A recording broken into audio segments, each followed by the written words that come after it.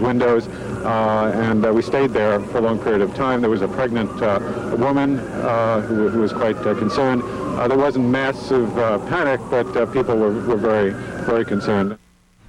Panic is a word that we've heard, that there has not been massive panic. A lot of people helping each other, but in some of those situations in the stairwells, smoke-filled stairwells coming down more than 100 floors.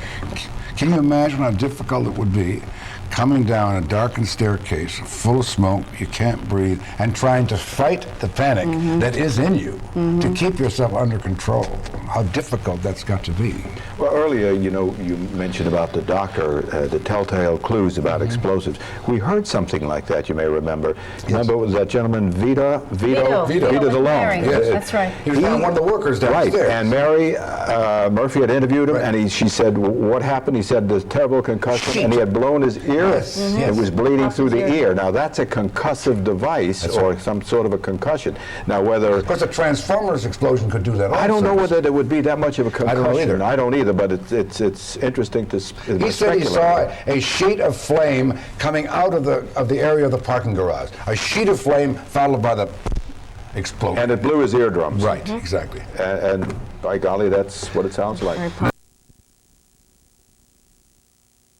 Because it got dark here, and there's some kind of communication. So I was opening the line so they know where it is because it's dark.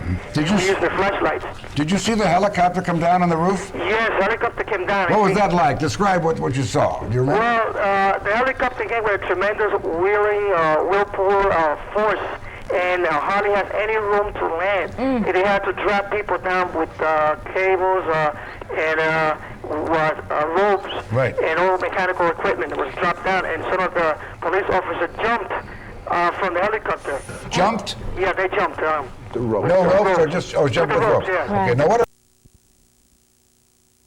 Get down the steps, down the 50 flights, out into the air. He said that it was very dark. And he just really seemed stunned by everything that had happened.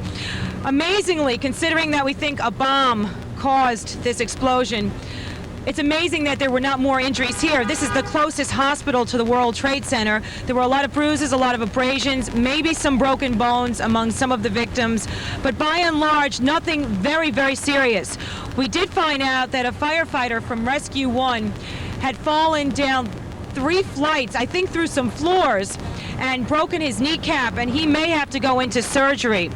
Right now, I'm still having a problem with my earpiece, so I don't think I'll be able to answer any of your questions. Mary. I can only update you a bit and let you know that from the beginning, there was a man taken in about 12:33 this afternoon here to Beekman, downtown, and he had blood all over his body. And he was one of the first patients, and he told his paramedic that a car seemed to explode in the parking garage of the World Trade Center in Tower A, and that the force of it threw him out, actually forced him out of the building. There must have been some gaping hole there. This man is apparently doing okay. We don't know if he required surgery. We knew that he had some kind of a laceration on his back. And then other people told us that it did seem to be like an explosion. There was a flash of blue light in that sub-basement level. So as you've been reporting from back there and from the World Trade Center, apparently the bomb squad and the Bureau of Alcohol, Tobacco, and Firearms both checking out the possibility that this was a bomb that was planted. We also had reported about this other woman up on the 31st floor who said that she heard what appeared to be a bomb, or seemed to be a bomb. And right now, Mary, we're looking at prove some... it, of course, but it was a very big force felt up on the 34th floor. Mary, we're looking at a picture. As I mentioned, I have some problems with the audio. Yes, okay. Now I hear you, Jim. We're looking now at a picture of the crater in the parking garage. As you were talking, we were trying to get your attention to the fact that we were seeing the direct point of the explosion. These are the first pictures from inside the garage. And we're also told now that there are 4 people confirmed dead. We've called this the terror at the tower. And it's made even more so by the fact that it was an explosive device. And from now on, people in New York are going to feel even more vulnerable than they've ever felt before. And that's really terror. Look at that car, Jim. Yes. Damage to that car. 4 people confirmed dead, more than 100 injured, and some people still unaccounted for at this hour. This wraps up our special coverage. We've we'll keep going here, and as we look at these pictures, look at the pipes. One of the firefighters talked about steam pipes, water pipes, power lines, devastated inside. That car had to have been loaded with explosives of some type or other, nitroglycerin, as Chris said, or plastic. This wraps up our special Channel 2 coverage of the explosion and aftermath at the World Trade Center. There are still many unanswered questions. For more on what's going on in Lower Manhattan, Channel 2 News at 5.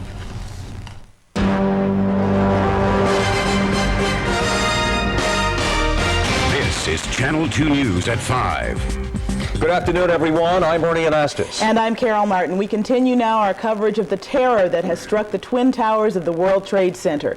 Police say that it may in fact have been a bomb, a massive bomb, that caused an explosion to rip through the PATH train station below the Trade Centers just after noon today, sending shockwaves through the buildings where as many as 100,000 people were at work.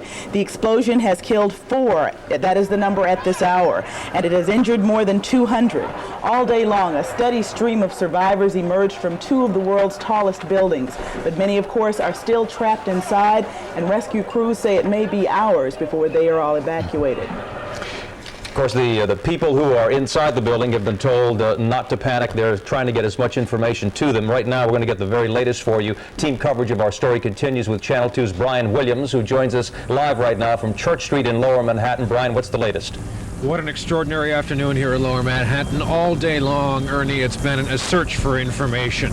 Dazed victims of the smoke, the fire, people in their offices one moment, the next moment crowding into stairwells, some of them going over 100 stories down to breathe the fresh air or relatively fresh air at street level. All day long, all city officials wondering what caused this. Could it be among the miles of the cables that run under Lower Manhattan, that power structures like the World Trade Center? Was it transformers?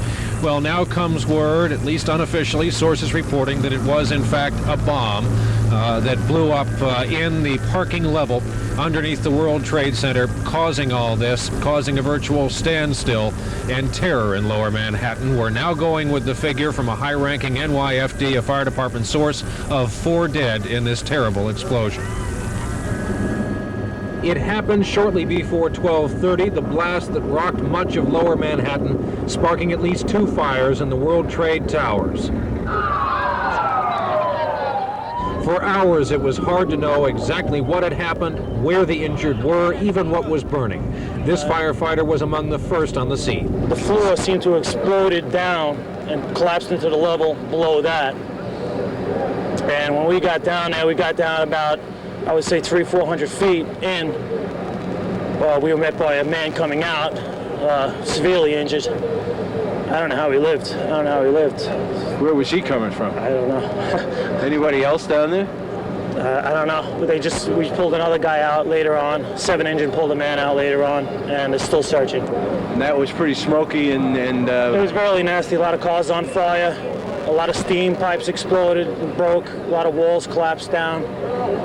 It was a mess. In all, over 400 firefighters responded along with hundreds of police, and slowly the dazed, soot-covered employees in this vast complex started to emerge, each one with a different story to tell about how they got out. Sort of like a boom, and then the lights went out for a second, and they came back on, and then they just told us to get out, and the smoke started filling up. How many floors did you just come down? 105. What's it like? How long did your trip take? It took about, an hour, 10 minutes.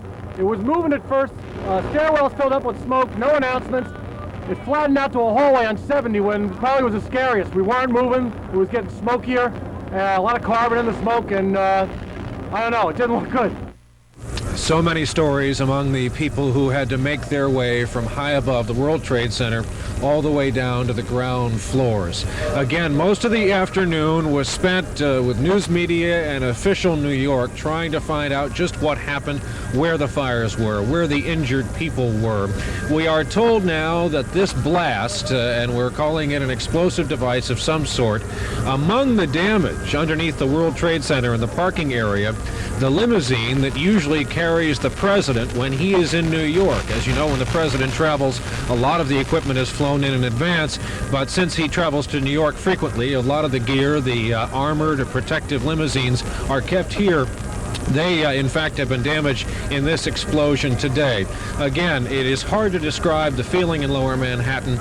All traffic having been stopped hours ago, official vehicles clogging the streets, ambulances making routine pickups and departures with injured people, a lot of people being treated on the scene for smoke inhalation.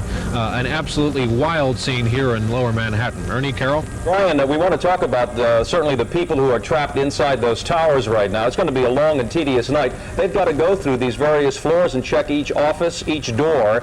Can you tell us what you know about that and what they anticipate, how long that'll take? Well, remember, with power out, it is a very painstaking process. They have to go through with searchlights. Most people who work in offices, live in big apartment buildings, have seen those emergency lights at the end of every hallway. They're battery powered. They're checked periodically. They're supposed to work in instances like this. You can't depend on them all working, however. And yes, what a tedious process, because in any given office building, let alone one that houses the thousands that the World Trade Center does, you have people of varying medical conditions. We've already heard a grave rescue story of a pregnant woman today. I've had firsthand accounts here of people passing asthma victims in the crowded stairwells going down. Everyone emerging from these buildings with soot on their faces. I happen to be in a hotel across the street where people, after this long ordeal, for the first time looked at themselves in the mirror and realized what they had just been through. Their faces covered with this soot. Extraordinary stories to be told here in Lower Manhattan. Right now, we want to go for more of that to Channel 2's Lisa Castleman, who has spent... Oh, we're going to go back to the studio. Pardon me, my error. Back to Ernie and Carol once again. All right, Brian. Yeah, well, we're talking 1,700 feet in the air, those towers. They're, I think, second and third tallest buildings in the world after the Sears Tower in Chicago. One big question, though, about the investigation at this point about what may have been an explosive device. That the FBI is involved, we're told. What are you hearing from down there? Brian? Okay, I think he's going to we'll get back to that in just a bit. We also, we're talking about explosions, and we were talking about what's going on. We did have a report that there has been an evacuation, at least underway at the Empire State Building. We're trying to get further information on that story for you to give you some details. We do have reporters standing by. The important thing to recommend here is that those people who are at home and who are watching and who have those that are in that building, not to worry, not to panic. We have been told repeatedly by the fire officials that there is no fire. That's right. The fire has been put out, definitely. And the people are, the rescue workers are in there. They are trying to get to these people. They will get to them, and they just don't want anyone to panic because there's help on the way. There are some phone numbers as well that we will be giving you, that if you happen to still be inside the Trade Center and are watching us on some battery-powered machine or the like on a television, you could call out and make sure they know where you are. But we'll give you that very shortly. Mary Murphy's standing by now, I believe, at New York Beekman Downtown Hospital, where so many of the injured were taken. Mary, what's the latest there? She's not there with us yet. But, oh, there she is. Okay, the hospital turned into a medical madhouse about 12:30 this afternoon. This is the closest hospital to the World Trade Center, and the first survivors were brought here covered with blood or soot, many of them suffering from smoke inhalation or broken bones.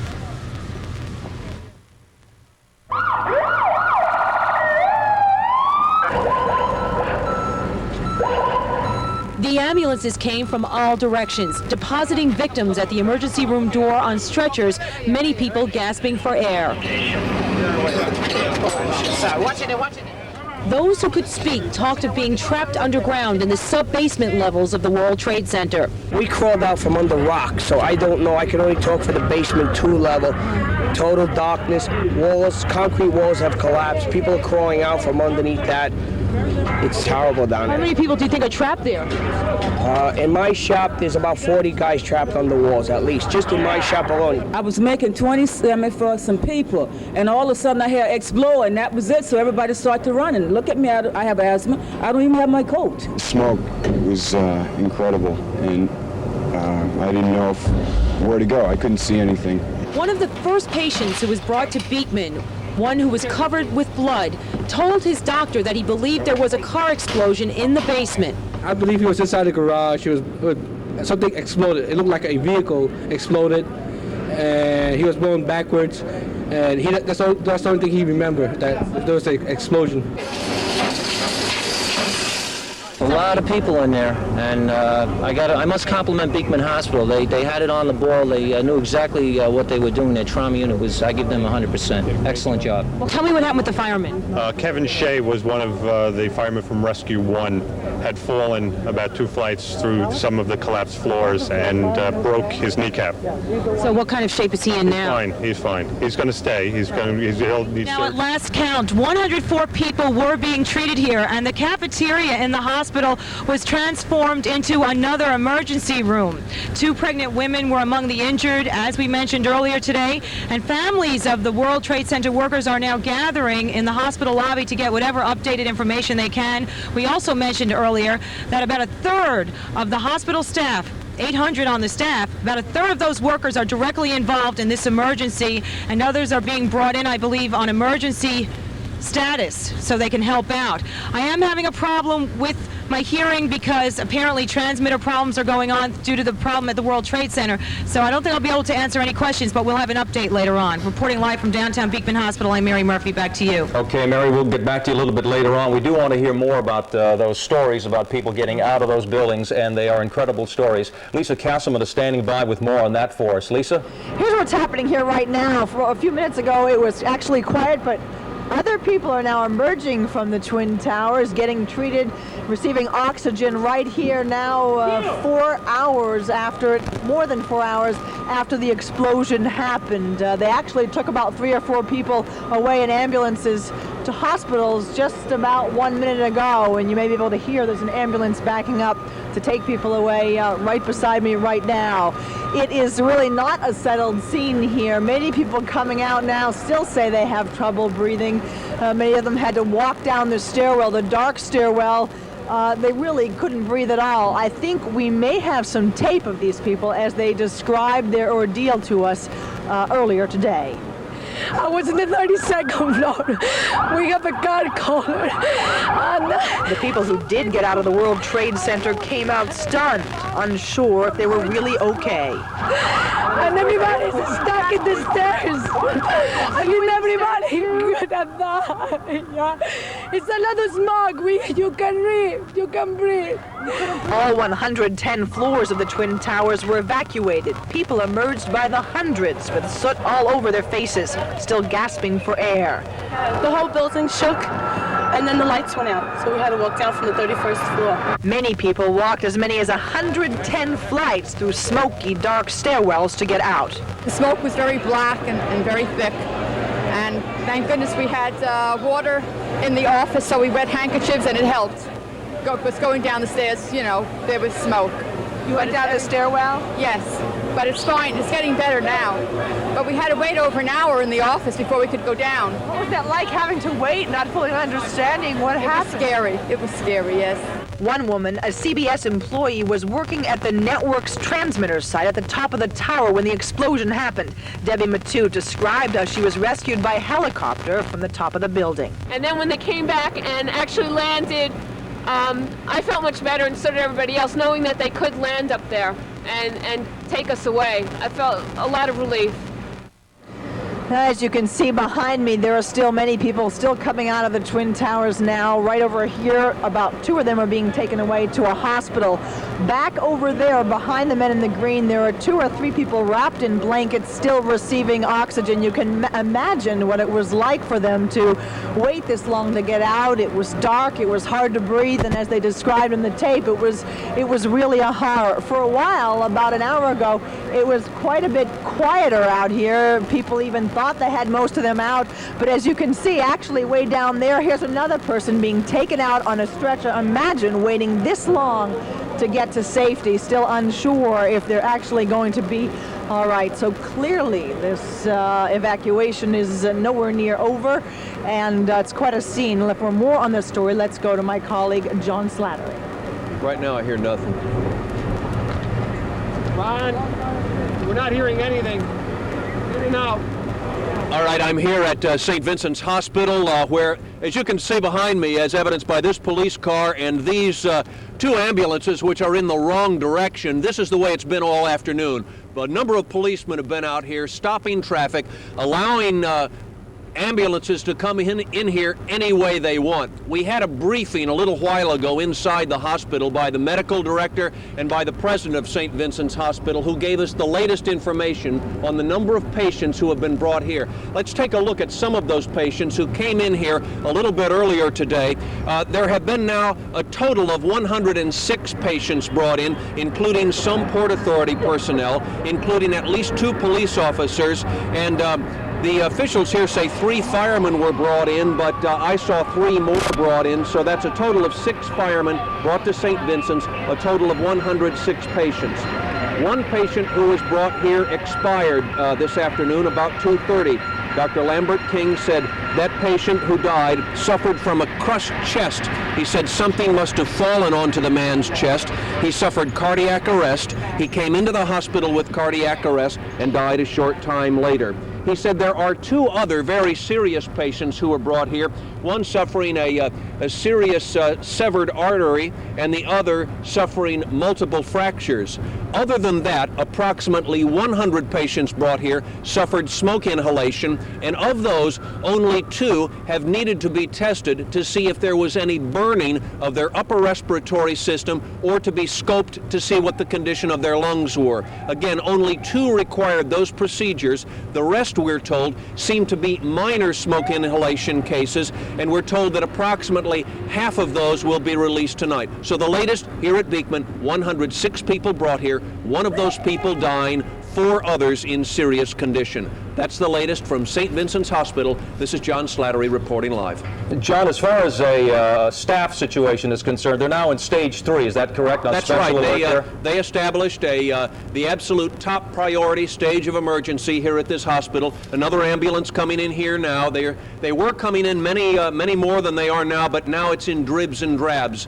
You've got people who, as we saw before, coming down more than 100 flights, taking an hour and a half for many of them. When they got down, they were suffering either from exhaustion or smoke inhalation. Some of them took longer than others to get down, and because of that, only now are some of these patients still arriving here. Because of all of this, the hospital went into a high level of emergency, the highest level it ever has, and they say even with this, the hospital is able to accommodate all of the people brought in for this trauma treatment, and as well all the other emergency patients who might come in here. They've had no need to divert anybody. It is the most terrifying situation, John. I wanted to ask you too about the fatality there at St. Vincent's. You said a crushed chest, cardiac arrest. There were early reports that some of the 2 or 3 early victims were probably in this area of the parking lot where debris fell upon them. Was there any indication that there was a connection?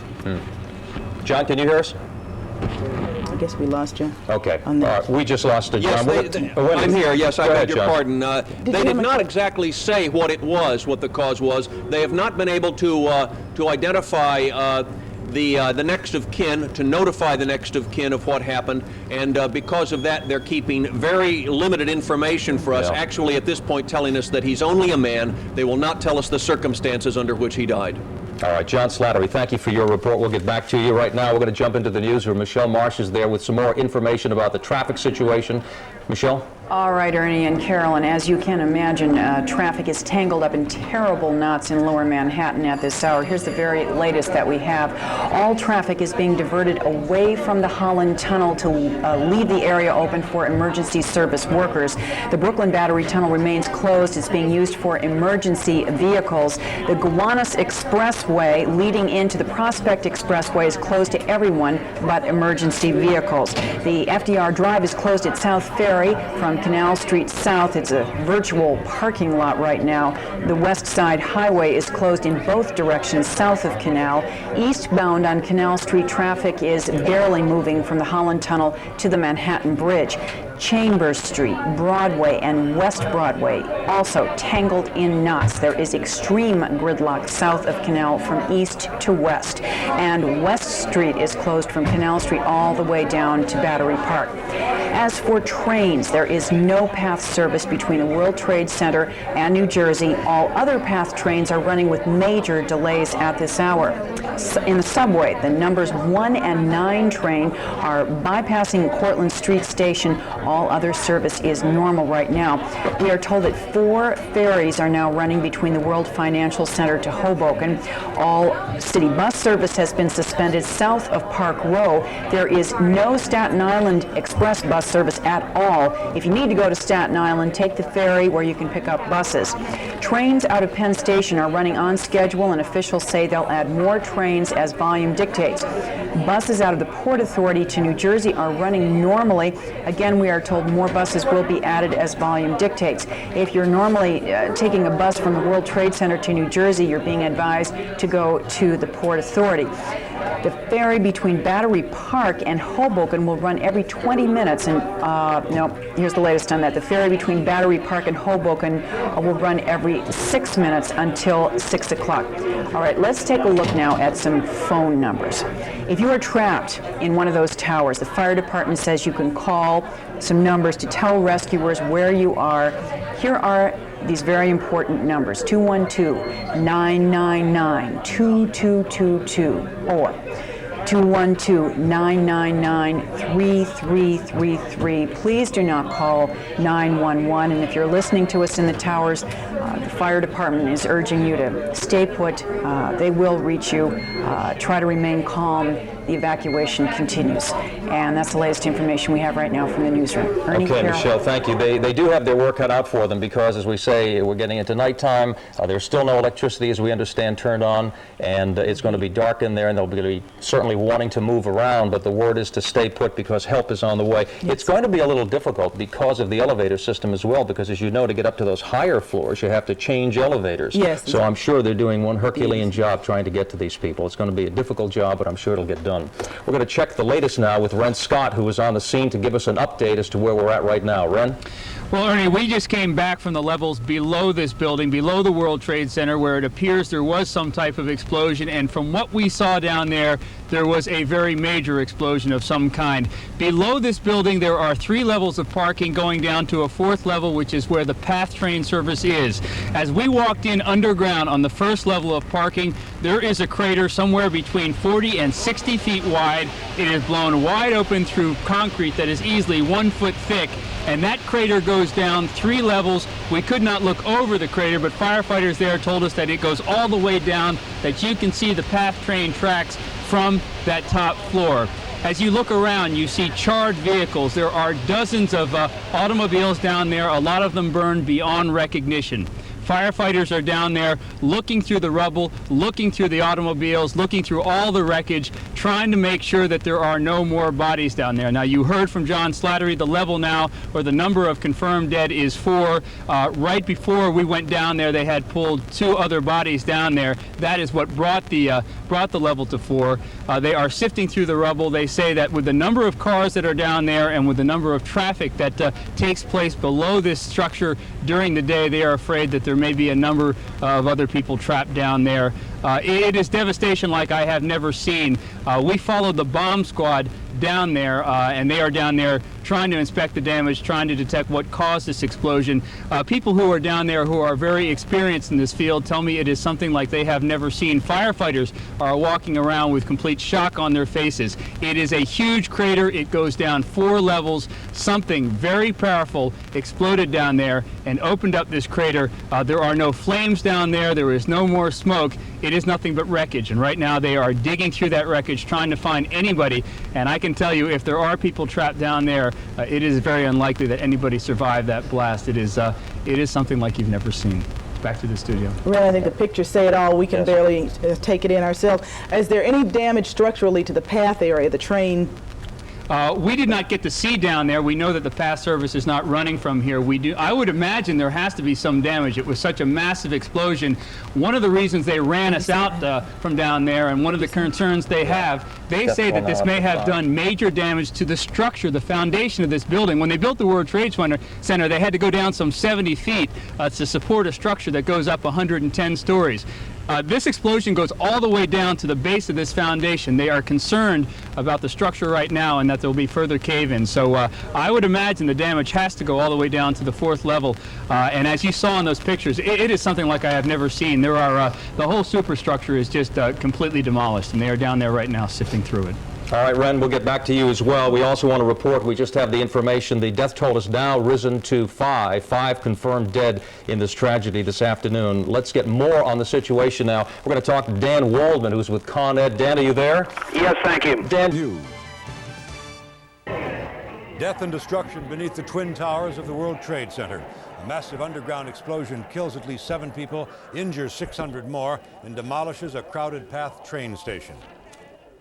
Good evening, I'm Bill Butel. Eyewitnesses say the explosion in the sub-basement of the World Trade Center carved out a crater something like 200 feet across and 6 stories deep. The magnitude of the damage points very strongly in one direction, toward a bomb. Tonight, the rescue effort continues around the Twin Towers, with police helicopters delivering survivors from a rooftop helipad. It ends a day of wild terror. Thousands fled and hundreds were trapped by smoke and by flames.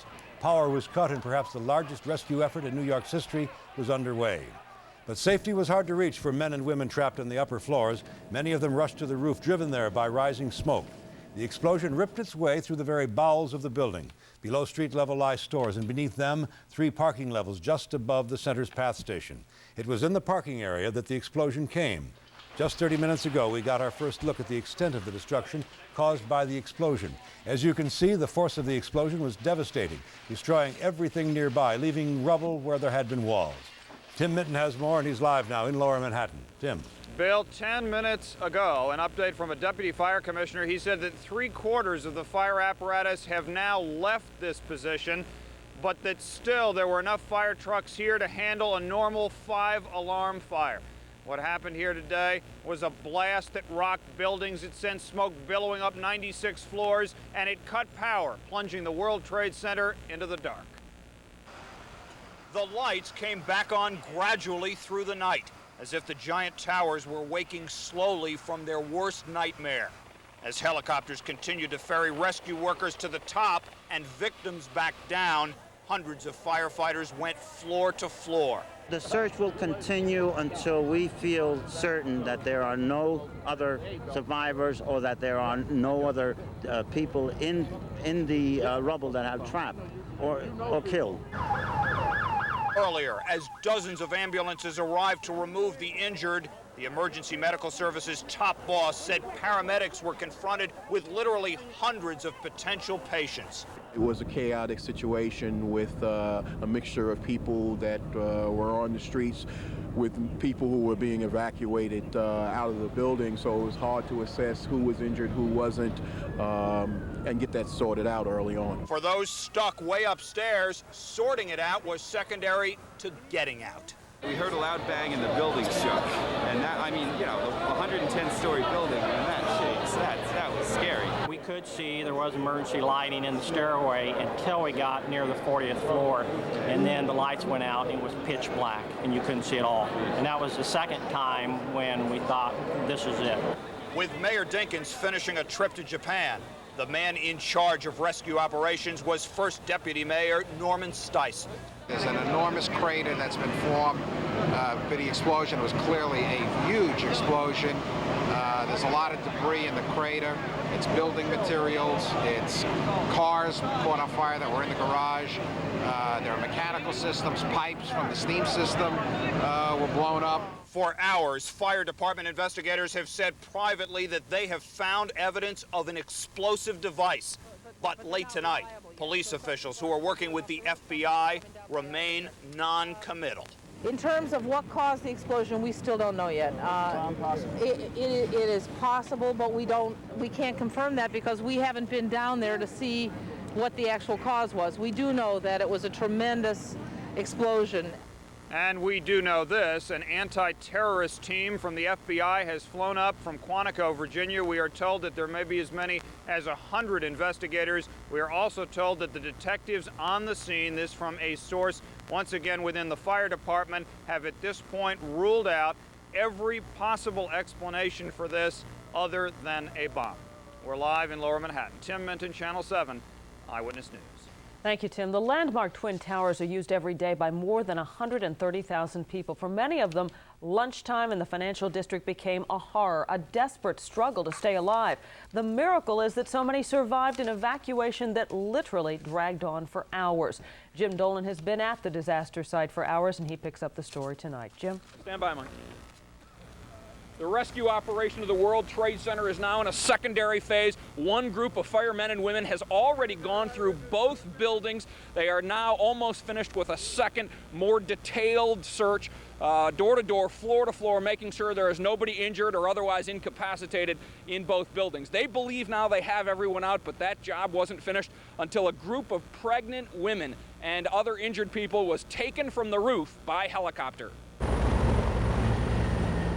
Many just couldn't risk the walk down the stairs, and so it took a helicopter to ferry some of the pregnant and infirm from the top of the still smoke-filled World Trade Center to safety. Back on the ground, buses brought them to the medical attention they will need after spending most of the day and much of the night breathing in the smoke. Tell me what you guys been doing up there for the last several hours. Basically sitting around in the dark. Could you not get to a stairway?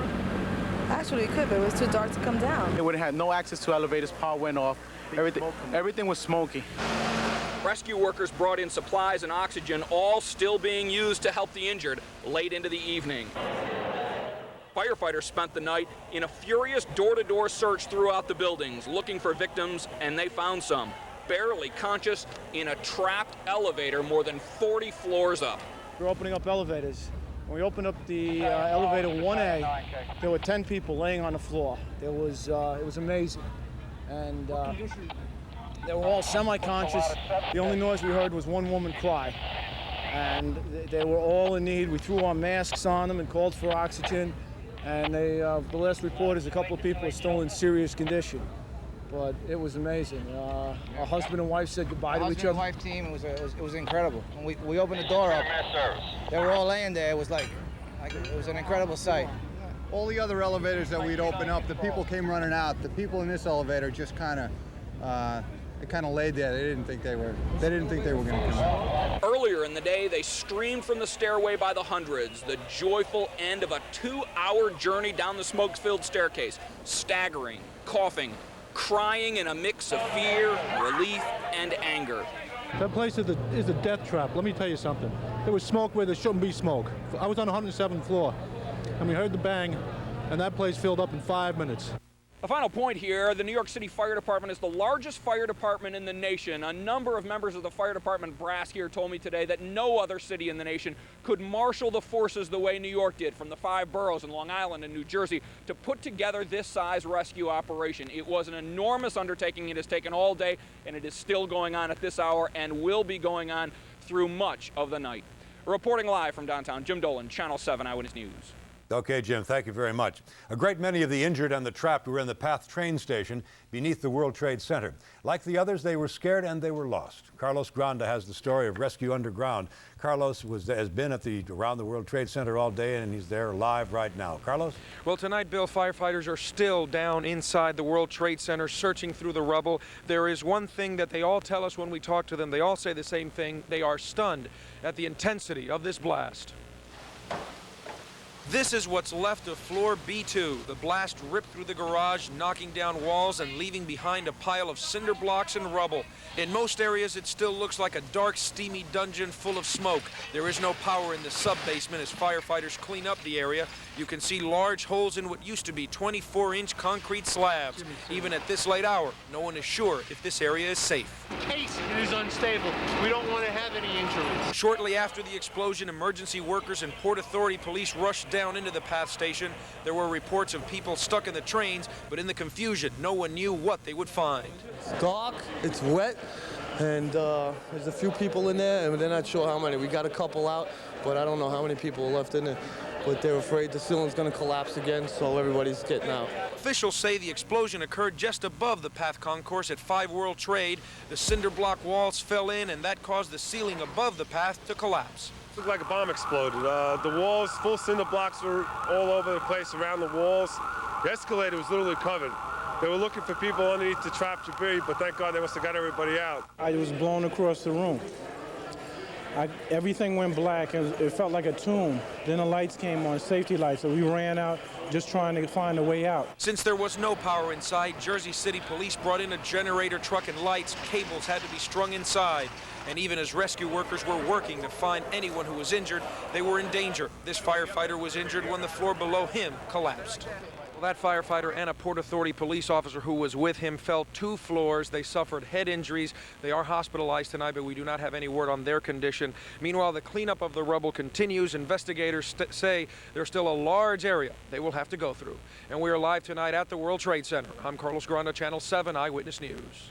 As we said, the explosion killed at least 7 and injured more than 600.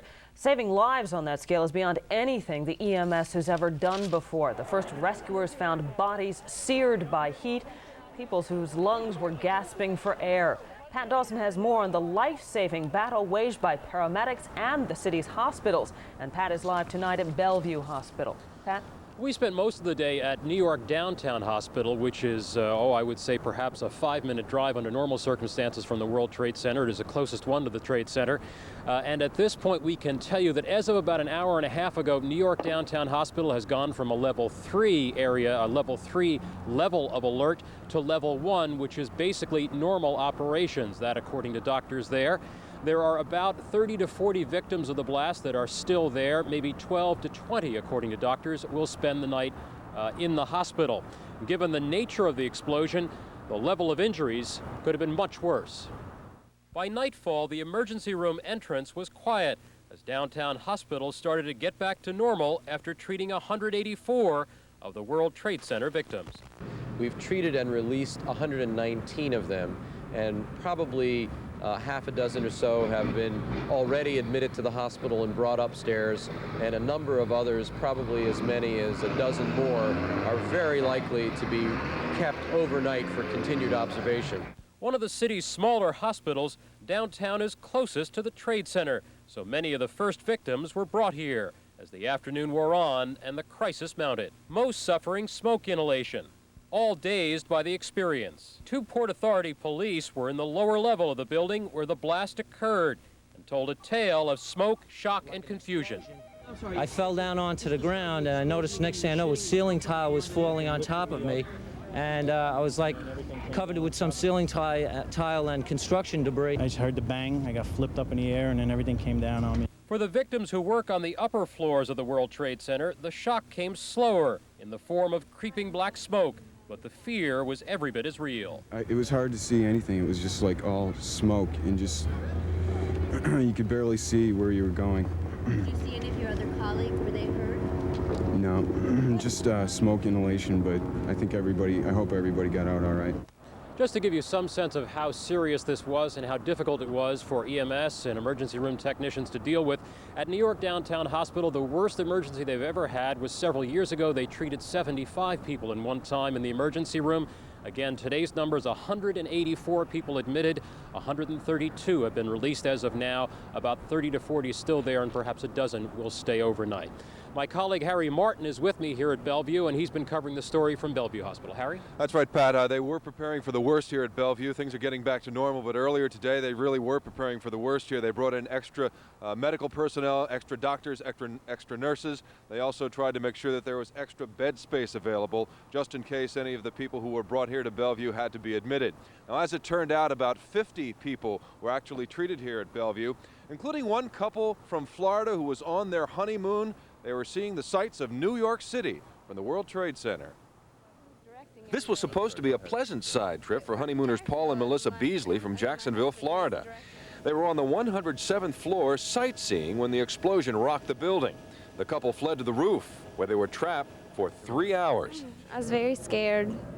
I mean, you hear people, just trying to get down, and, you hear buzzers everywhere, and it was just very scary in the dark. So I'm just glad I'm alive.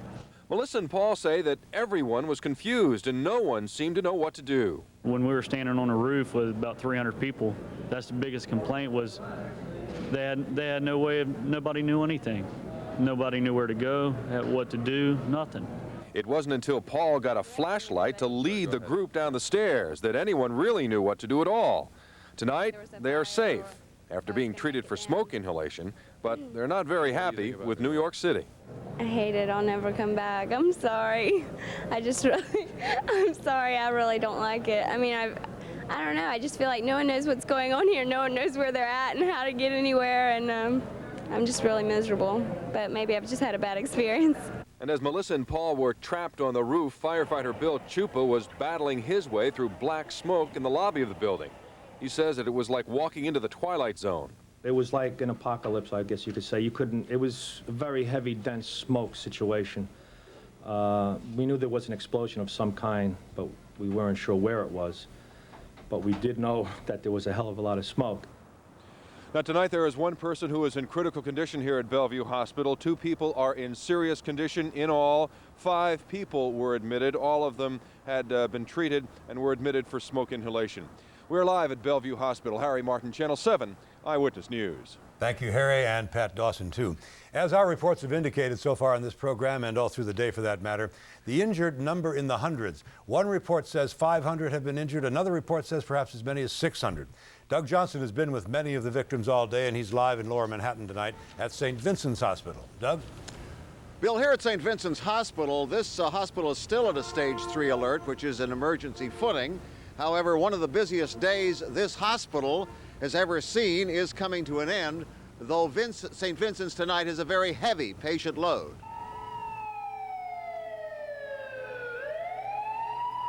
It was well into the evening that fleets of ambulances filled 7th Avenue at the St. Vincent emergency entrance.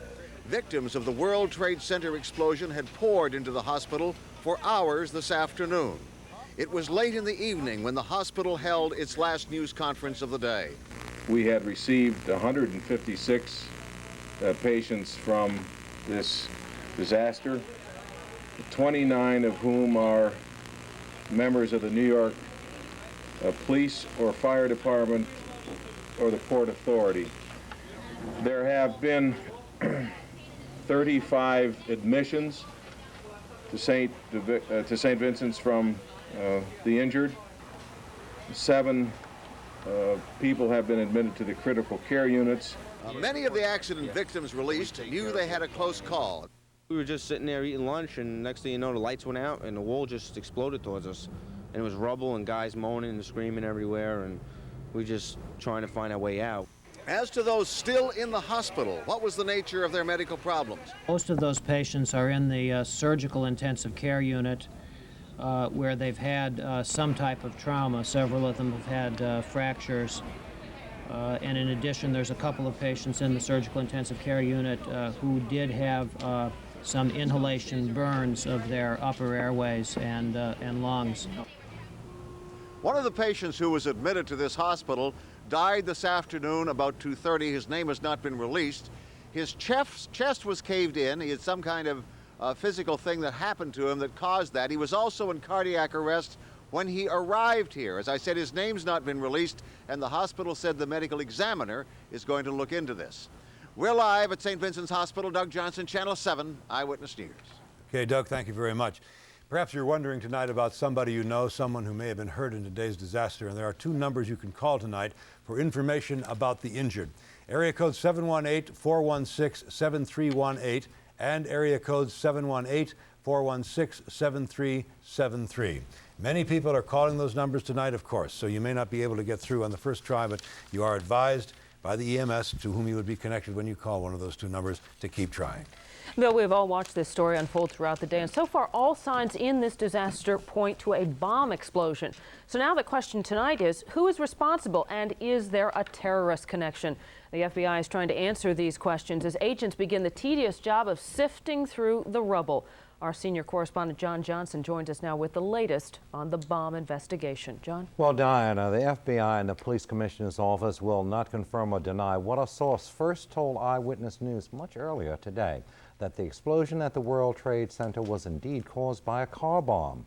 But we get the confirmation from Governor Cuomo, who announced that on national TV tonight. As we first told you, our source says authorities are investigating an alleged call made by a man with a thick accent. possibly European, to police 15 minutes before the blast at the World Trade Center. The caller warned there was a bomb in the vicinity of the World Trade Center. According to the source, the police and the bomb squad were sent to investigate, but before the investigation was even fully underway, there was an explosion, perhaps caused by this car bomb in an underground garage. Now, investigators are giving credence to the bomb theory because of the force of the blast. Anna, there have been scores of emergency service workers and firefighters and police officers here all day today trying to help people get out of this building, trying to help them get out of it safely. A lot of those emergency service workers have worked some of the biggest emergencies in this city. They've been at the train crash on 14th Street. They say they've been out to LaGuardia for plane crashes, but this, they say, was the most difficult emergency ever, simply because of the sheer size of the World Trade Center. More than 7 hours after the rescue and evacuation effort began, emergency workers were worried. Some people might still be trapped in the uppermost floors of the 110-story Twin Towers. People who by now would be scared. If there's somebody trapped out there, what must they be going through right now? Panic, a feeling of total isolation, the forgottenness.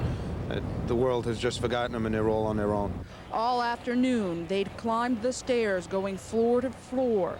Early on, it was a slow process, trying to get thousands of people out through smoke and darkness. We will go every floor, floor by floor. You have a methodical type of, search, and you make certain that you cover every area, and every elevator has to be open. We have to be certain that there's no one in those elevators. The rescue effort was more grisly and difficult down below, near the epicenter of the violent blast. That's where firefighters saw people dead, trapped in their cars, and where they found themselves having to rescue one of their own. We were searching for people, and all of a sudden the floor wasn't there. It fell into a hole, about 60 feet. He's got 2 broken legs, and I hope he's going to be all right. Firefighters tell us it was Kevin Shea who was injured. 2 years ago, he made headlines with this daring rescue. Tonight, he may no doubt be in pain. And tonight, Kevin Shea is one of at least three firefighters have been seriously injured down in that area of the World Trade Center. And the search continues there right now for other victims, most likely bodies. The destruction there is so heavy, there's a belief that no one could have survived this long. We're live in Lower Manhattan. I'm Bertha Coombs, Channel 7 Eyewitness News. Thank you, Bertha. Mayor Dinkins would have been on the scene had he been. Continues now. We go to Tim Minton. Tim has been outside the Twin Towers in Lower Manhattan since early this afternoon. He has been watching this story unfold, and he joins us now with the very latest on the investigation into what, or more likely who, is responsible for this terrible blast. Tim? And Diane, I can offer this update since the top of the hour. I have now talked to one ranking police officer who says that this could only be a bomb, and that is important because up until now we have had confirmation only from fire department investigators who were relaying their own findings and conversations they had had with police detectives. So now for the first time, a ranking police person saying that this could only have been a bomb. That blast sent smoke billowing throughout the World Trade Center buildings and sent people, thousands of them, scrambling for exits. It happened at 12:18 p.m. Just to recap, it happened in a sub-basement, and now you can see some people being evacuated there as they were throughout the afternoon. The evacuations continued until approximately 9:30 tonight. In the meantime, you can see extensive damage which was caused to the B2, that is the sub-basement level. It is directly below, in a parking lot below the Vista Hotel, which is also adjacent to World Trade Center Building Number 1. But of course, the key ongoing question at this hour, exactly what did cause this bomb that left the crater, or I should say what caused the explosion that left the crater. Everything at this point pointing to a bomb. The police have announced that they will be holding what they term a major news conference. It is likely to start tomorrow morning at about 11:15 a.m., and that is the latest from the World Trade Center. Tim Minton, Channel 7 Eyewitness News. Okay, thank you, Tim.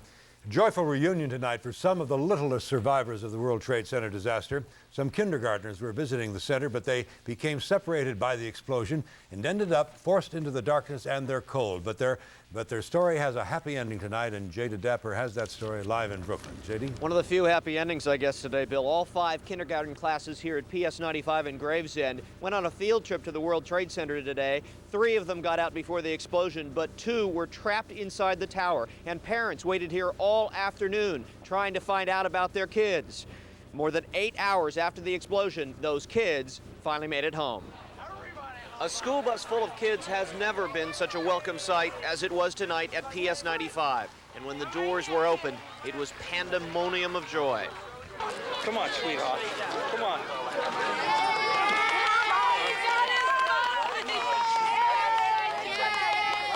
The 2 kindergarten classes were finally home after a day filled with worried parents and frightened kids, some of whom spent 3 hours on the frigid, snowy World Trade Center roof, 110 floors above Manhattan, before walking the entire way down the stairs.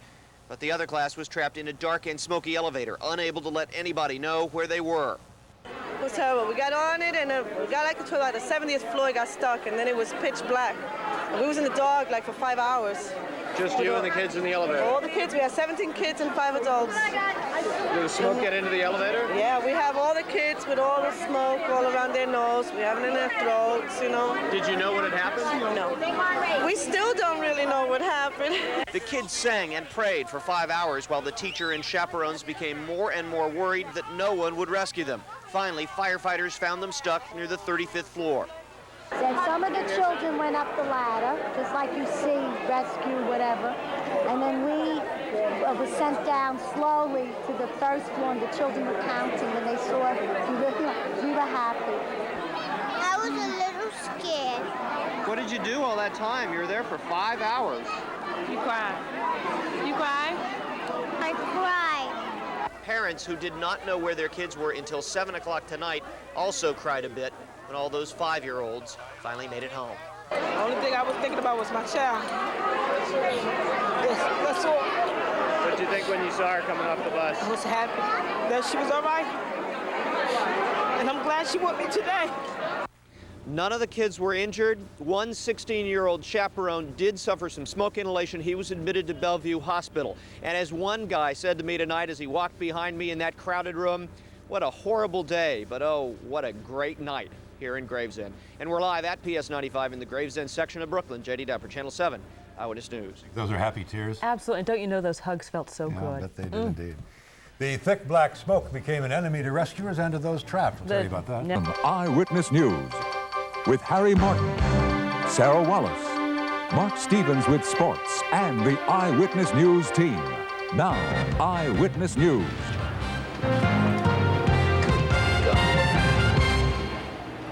The ruins of the World Trade Center a day after the disaster. Investigators all but confirm that this destruction is the